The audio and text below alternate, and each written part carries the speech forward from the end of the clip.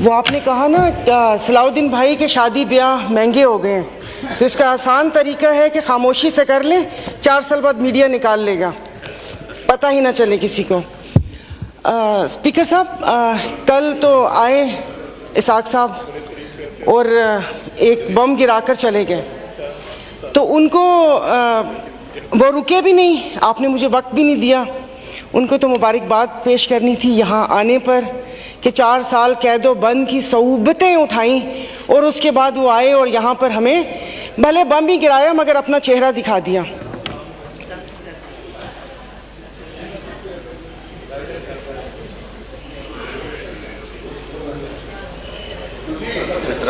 जी मोहतरमा सायरा बानो साहब। नहीं, वो मैंने कहा शायद ज़रूरी बात है मैं भी सुनूं कि कौन सा वो। तो जनाब स्पीकर, इधर जिससे भी पूछा उन्होंने कहा कि भाई ये जो IMF से मुआहदा हुआ है ये मुल्क के लिए बहुत ज़रूरी है और ये है वो है, तो मैंने भी कोई तनकीद नहीं करनी थी। अब जाहिर है पाकिस्तान को डिफ़ॉल्ट होता तो नहीं देख सकते, हालांकि गो कि इसमें मेरा कोई हिस्सा नहीं है, तो लेकिन मैंने सिर्फ वज़ीर ख़जाना साहब को एक रिक्वेस्ट करनी थी कि 15 और 25 वाले को तो छोड़ें, मुझे एक 50,000 वाले का बजट बनाकर दिखा दें। आप मुझे बजट बनाकर दिखा दें, मैं आपको इसको भी मैं आपको वोट दूंगी और आइंदा आने वाले आपके फैसलों को भी मैं सेकंड करूंगी। तो ये कौन सी बात है कि आप आए, आप जिस दुख तकलीफ और कर्ब से गुजरते ही नहीं है, उससे गुजरते ही नहीं है, और आप यहाँ पर आके भाषण देते हैं कि ये हमें मुश्किल फैसले करने पड़ेंगे। मुश्किल फैसले अपने लिए करें ना, अपने लिए क्यों नहीं करते? अवाम को सादगी का दर्स दिया जा रहा है, इनके एक एक लिबास और इनकी अशिया जो इस्तेमाल करते हैं उनकी कीमतों का आपको अंदाजा है। डेली एक फोटो शूट आता था, 15 लाख रुपए का कोट, 10 लाख का जूता, 15 लाख का स्कार्फ। ये एक पाकिस्तान जो डिफॉल्ट हो रहा है, वेंटिलेटर पर है, उसकी आवाम को ये मजाक, एक तस्वीर ट्विटर पर डेली शेयर होती थी। मुझे सिर्फ एक 50,000 वाले के जीने का हक छीन लिए हैं उन लोगों से। आप मुझे बताएं कि ये पेट्रोल के लिए यहीं पर ही थे। मेरी एक और आपसे रिक्वेस्ट है कि कोई ऐसा रूल है कि जो हुकूमत है वो यहीं बैठी रहे और अपोजिशन के वो बेंच हो जाए, क्योंकि मेरे ख्याल में इन बेंचेस में, इन चेयर्स में कोई प्रॉब्लम है कि यहाँ पर बैठने वाला बोलता है और वहां पर जाकर सुम्मुन बुकमुन उम्यून बन जाते हैं ये लोग, इनकी जुबान नहीं चलती। और यही जब मैं वहां पर बैठ के हुकूमत पर तनकीद करती थी तो यहाँ पर सब बैठे डेस्क बजाते थे। आज जब मैं यहाँ पर खड़ी होकर हुकूमत पर तनकीद करती हूँ तो उन सबको प्रॉब्लम होता है। तो जनाब स्पीकर, इन्होंने तो यहाँ तकरीर कर दी, इस तकरीर के बाद अगर इतनी हिम्मत है, कल मैं एक ग्रोसरी शॉप तक गई थी, वो भी कोई F6 नहीं गई थी, यहाँ कोई चाइना मार्केट के पीछे कोई दुकान है, वहां पर जाकर आप लोगों की तकलीफ, उनकी आंखों से उनका अंदाजा लगा ले। मुझे यहाँ पर कल ये करंट डेफिसिट और खुदा जाने क्या क्या बता रहे थे, मैं या आप अपने हलके में जाकर किसी गरीब आवाम को क्या इनको करंट डेफिसिट बताएंगे कि हमारी अयाशियों से तुम लोग इस साल तक पहुंचे हो, अब तुम ही लोगों को बर्दाश्त करना पड़ेगा, ये कुर्बानी तुम लोगों को देनी पड़ेगी। लेकिन फिर मैंने सोचा कि कुर्बानी तो हलाल जानवर की जायज़ है, दिस मीन हम हलाल हैं, जिनकी कुर्बानी नहीं है उनकी कुर्बानी जायज़ नहीं है। अब आप देख लेंगे कि यहां पर उठते ही जो बोला था, मैं आज इस फोरम पे अपनी पार्टी की तरफ से, मुस्लिम लीग फंक्शनल और सदर पीर पगारा और सदरुद्दीन शाह की तरफ से, मैं आप बिलावल साहब को मैं दावत देती हूं कि आप सिंध से महंगाई मार्च शुरू करें, हम आपके साथ हैं। और मैं अपने एमक्यूएम के भाइयों को, वहां से यहां आए थे ना कि महंगाई है, तो ये वक्त है अपनी महाजर कौम के सारी गिले दूर करने का कि तब भी आप लोगों के साथ थे महंगाई के लिए और आज भी इस हुकूमत को लात मारी है इस महंगाई की वजह से। लेकिन हम यहां पर बैठ के सिर्फ बातें करेंगे।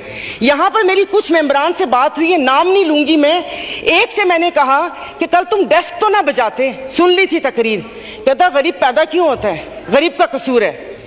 इधर किसी ने मुझे बोला कि मुसलमान को सब्र और शुक्र का दर्स दिया गया है, सब्र शुक्र करें, पूरी दुनिया में महंगाई है। मैं टिम हॉर्टन्स और क्या कहते हैं PSL का मैच देखने वाले और कराची 2 दरिया में खाने वालों की बात नहीं कर रही, मैं उसकी बात कर रही हूँ जिसके 5-5 बच्चे और एक बाइक है, वो पेट्रोल भरवाएगा, दवाई लेगा या क्या करेगा। इन्होंने यहाँ पर वो कहते हैं कि शहद में घोल घोल के यहाँ पर सारा ये बजट बता दिया। मैं वैसे लिखा हुआ पढ़ नहीं सकती इसलिए कि उसमें जज्बात नहीं होते, वो रीडिंग होती है जैसे कल परसों ये वजीर खजाना साका साहब ने आके बिना जज्बात के यहाँ पर आकर कागज पढ़ के और ये जा और वो जा दूसरे के ऊपर, और पीछे यहाँ पर बैठे हुए सारे पीछे डेस्क पे जा रहे थे कि उसने वो कर दिया, क्योंकि इनकी तो दुकान चल रही है। मैं उस दिन नहीं थी, मैं उनको खराजे तहसीन पेश करती हूँ मुफ्ती अब्दुल शकूर को कि जिन्होंने एटलीस्ट इन 2 वजारतों के कपड़े उतार कर हम लोगों को दिखाए। ये ऐसे नहीं होगा। मुझे बताएं कि वो अवाम ही नहीं रहेंगी तो आप लोग हुकूमत किस पे करेंगे? और बिजली की बात कर रहे हैं तो आप मुझे बताएं कि आईपीपीस के मुआहदे किसने किए थे? आईपीपीस के मुआहदे तो इन्होंने किए। स्पीकर साहब, आपकी तवज्जो चाहूंगी। और कल उन्होंने कहा कि हुकूमत जैसे ही संभलने वाली थी तो सैलाब आ गया। तो जनाब स्पीकर, मुझे माफ कर दीजिए, जिस वक्त सैलाब आया तो उस वक्त तो हम अपनी जिंदा दिली का सबूत दे रहे थे। 75 करोड़ आवाम के खून पसीने और टैक्स की कमाई से हम यहाँ पर तकरीबात कर रहे थे। और मजे की बात है, प्लीज, मतलब मैं बहुत आराम से बात कर रही हूँ, कोई तंज नहीं करूंगी, कि अभी आइन की तकरीबात का आगाज हुआ है। क्या आइन के आर्टिकल 3 आई थिंक 27 या 35 36 आगे, क्या उस पर यह रियासत पूरा उतरती है? क्या हमारी जानो माल की हिफाजत है यहाँ पर? हमें बुनियादी सहूलतें मुयस्सर हैं यहाँ पर? मतलब हम लोग इतने नाक के पक्के हैं कि उस पर वो करके आइन की बात कर रहे हैं। और ये हालात इस नहद तक ना पहुंचाएं कि हम अपनी बड़ों की कुर्बानियों को बेफजूल समझें, क्योंकि गोरे से तो लेके रहेंगे पाकिस्तान, ये नारे लगाकर हमने आजादी तो ले ली, अब मैं किससे आजादी मांगूं? क्या गोश्त खाने के लिए हमने आजादी मांगी थी कि खुला गोश्त यहां पर खाने को मिल जाए? उसके अलावा तो कुछ भी नहीं है। और मुझे माफ कर दीजिएगा कि उस कश्मीर वाले दिन में यहां पर ना वजीर आजम थे, ना वजीर खारजा थे, ना दिफा मिनिस्टर थे, और ये यहाँ पर कश्मीर का वो हो रहा था। और जो मोदी की कहानी सुना रहे थे, मुझे तो एक सेकंड के लिए, मैं तो उस वक्त आई थी, मैं समझी कि आप शायद यहाँ के हालात सुना रहे हैं।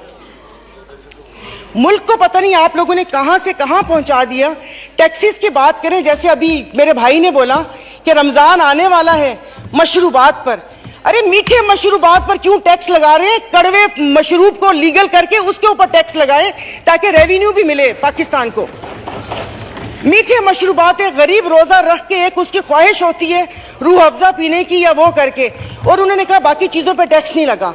मुर्गी गोश्त महंगा नहीं हो, वो अल्हम्दुलिल्लाह हमारे पाकिस्तानी खुद ही महंगा कर लेंगे। जनाब स्पीकर, अभी वजीर आजम साहब ने कहा था कि ये जो थर्ड कोल है ये गेम चेंजर होगा, उसके ऊपर तो टैक्स लगा दिया। वो क्या गेम चेंजर होगा? और नहीं, उसको हलाल कर दे, मीठा तो गरीब पीते हैं, आप लोगों को उसको लीगल करके उसके ऊपर टैक्स लगा देना चाहिए। तो जनाब स्पीकर, ये सब बैठ के इसके मसले को, मेरी बात सुनिए मोहतरमा, मैं एक तवज्जो आपकी दिलाना चाहता हूँ कि सेनेट की तरफ से फाइनेंस सप्लीमेंट्री बिल पर सिफारिशात मौसूल हो चुकी हैं, जिनकी कापियां आपको मुहैया कर दी गई हैं, लिहाजा आप उन पर भी बहस करना चाहें तो कर सकती हैं। सर, अभी कौन सी कॉपियां? और आज हालात तो यहाँ पर है कि आज पावर की मीटिंग है और रात को 90 सफ़ों का एक पम्फलेट आ गया था। मैं 90 सफ़े रात को बैठ के पढ़ती और ये यहाँ पर आके करती। जनाब स्पीकर, ये ऐसी बात करते हैं यहाँ पर। अब मैं, सायरा बानो नाम है, एक्टिंग भी बहुत अच्छी करती हूँ। इन सब की आवाज के साथ इनको इनका कोरम याद दिलाऊंगी। जो यहाँ पर 5 दिन लगातार आप करो तो हलाल,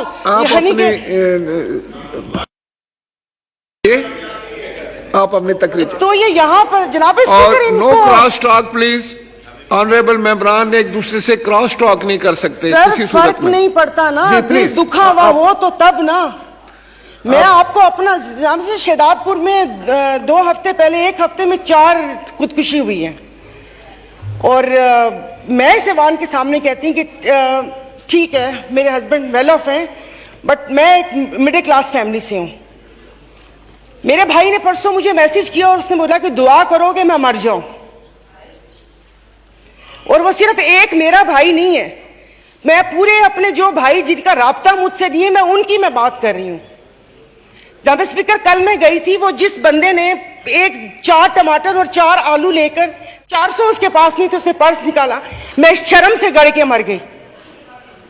272 लीटर पेट्रोल आप लोगों ने मुश्किल करनी है तो आप V8 और बड़ी बड़ी लैंड क्रूजर ग्रैंड क्रूजर को 500 लीटर पेट्रोल देना, गरीब को आप नहीं वो करें।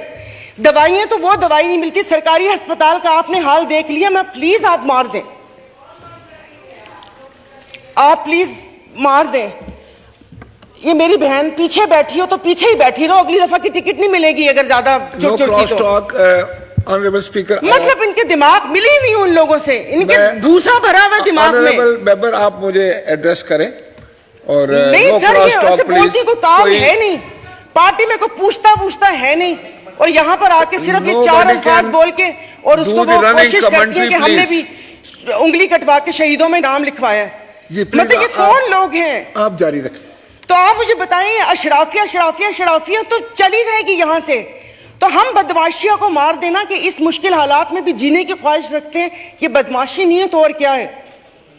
इज्जतें नीलाम हो। अभी तो पहले किसी ने मुझे कहा कि आगे क्या होगा, बच्चे तो बिकते थे, इज्जतें भी नीलाम होती थी। आई एम सॉरी, भले आप एक्सपेंस कर दीजिएगा अल्फाज, पहले ढके छुपे होती थे, अब खुलेआम होंगी। और मैं इज्जत नहीं बोलूंगी, जिस्म फरोशी बोलूंगी, क्योंकि अगर इज्जतें बिक्री होती तो सब खरीद लेते, फिर बिल लाने की जरूरत ना पड़ती कि इज्जत दो हमें। सब यहां पर बैठे हुए इज्जतें खरीद लेते अगर इज्जत बिक रही होती। तो आप मुझे बताएं कि कोई लाए अमल दे दें कि अगले 5 साल तक ये मुश्किल हालात बर्दाश्त कर लो या 10 साल तक बर्दाश्त कर लो, तो फिर भी तसल्ली हो कि ठीक है मैं नहीं रही तो ठीक है मेरे बच्चे उसमें रहेंगे। सर आपने तो बच्चों से जीने का हक छीन लिया इन लोगों ने। 20,000 वाला क्या करेगा? और इंसाफ की आप बात करते हैं, मैं तो अदालतों वाली इंसाफ या उस चीज की अभी वहां तक तो मैं गई नहीं। आप ये चीजों को देख लें, यानी कि मेरी अगर आमदन 10 लाख रुपए महीना आता है, मैं भी वही मुर्गी खरीद रही हूँ 800 रुपए किलो, और मेरा ड्राइवर बच्चल जिसकी 30,000 रुपए तनख्वाह है वो भी 800 खरीद रहा है। वो दूध 200 रुपए किलो मैं भी ले रही हूँ, 200 किलो वो भी ले रहे हैं।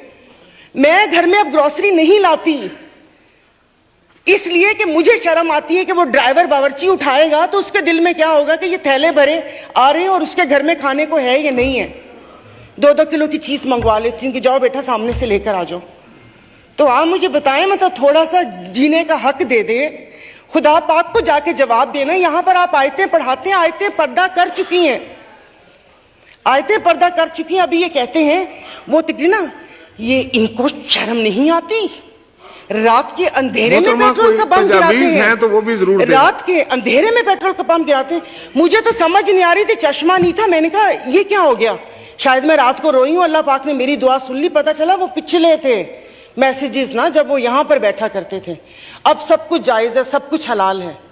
यहां पर बहुत तुर्की हमारे भाई हैं, और शुक्र अल्हम्दुलिल्लाह शाम का नाम भी लिया, क्योंकि पहले 1 हफ्ता तो उस बेचारे का नाम ही नहीं था। फिर जब इंटरनेशनल मीडिया ने डालना शुरू किया तो हमने भी शाम बोलना शुरू कर दिया। हमारे भाई हैं, हमारे मुश्किल वक्त में खड़े होते हैं, दिलो जान से मदद करनी चाहिए। वहां पर जाने के लिए उतावले थे, कभी कहां तबाही आई हुई, उस दिन कोई पहुंचता है, उस दिन कोई पहुंचते जाएं तो तब कि आप अपनी वेल्थ में से, जैसे ये भाई ने बोला कि हम लोगों से तो ले ली तनख्वाह, अवाम से भी वो दे दिया, अवाम के पास है जो अवाम डोनेशन देगी, वहां पर अल्लाह पाक उनकी मदद करेगा। और वो रियासत माँ जैसी है, उनके हुक्मरान हमारे जैसे नहीं है, उनके लिए वो खड़े हैं। दबी हुए अवाम के लिए हम इज़ारे यकजहती के लिए बेचैन हो रहे हैं, लेकिन यहाँ पर जो मरी हुई फाकों से अवाम है उसके लिए कोई दिल में दर्द नहीं है। तो अभी ये आइन की तकरीबात के लिए कितने पैसे वो हुए, इन्होंने अभी बोला कि हम तनख्वाह नहीं ले रहे। 1,80,000 से क्या, ऐसी एक वक्त का खाना है, खाना पीना तो, लेकिन बाकी जो चीजें हैं वो, ये जो गाड़ियां, ये फ्यूल कार्ड, इनकी ताम झाम, इन सब पे कितना पैसा खर्च होता है।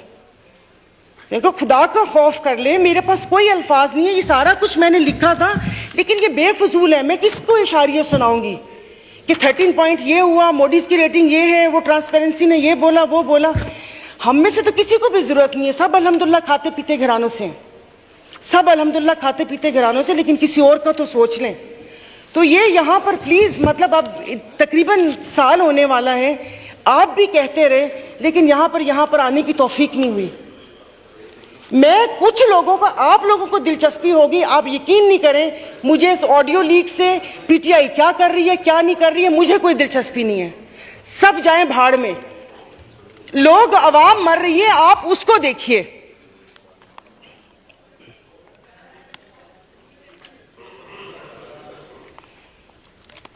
तो खुद ही कह लेते इनसे सिफारिश क्यों करवाई। मोहतरमा कंक्लूड कीजिए, वाइंड अप कर ले। तो मैं वाइंड अप ही कर रही हूँ। मेरे पास तो कोई जाहिर है वो इतने ना इशारिये हैं, ना मैंने मौशियात इतनी पढ़ी हुई है।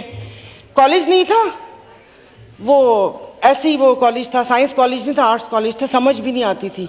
मौशियात एग्जाम था, 30 नंबर थे, 3 ग्रेस मार्क मिले थे, 33 नंबर हैं मौशियात के। और एक ही याद है कि इंसान मौशी जानवर है, लेकिन घर का किचन चलाती हूँ, घरेलू औरत हूँ, तो मुझे पता है कि ये सब, आई एम सॉरी, ये सब बकवास है ये जो बता रहे हैं। इससे ये होगा, इससे वो होगा, इससे ये होगा, इससे वो होगा। जिस वक्त खाना बनाने या किचन में खड़े ना, उस वक्त आटे दाल का भाव पता चलता है। शुक्रिया, बहुत मेहरबानी। और जो अमन और अमान का मसला है, वजीर दाखिला ऑडियो लीक्स पे बैठ के मुझे बताओ देने के बजाय मसला शुक्रिया, शुक्रिया। प्लीज पर्सनल अटैक्स न करें किसी पर भी, उससे इजतनाब फरमाएं। और जनाब डॉक्टर मोहम्मद अफजल ढांडला साहब।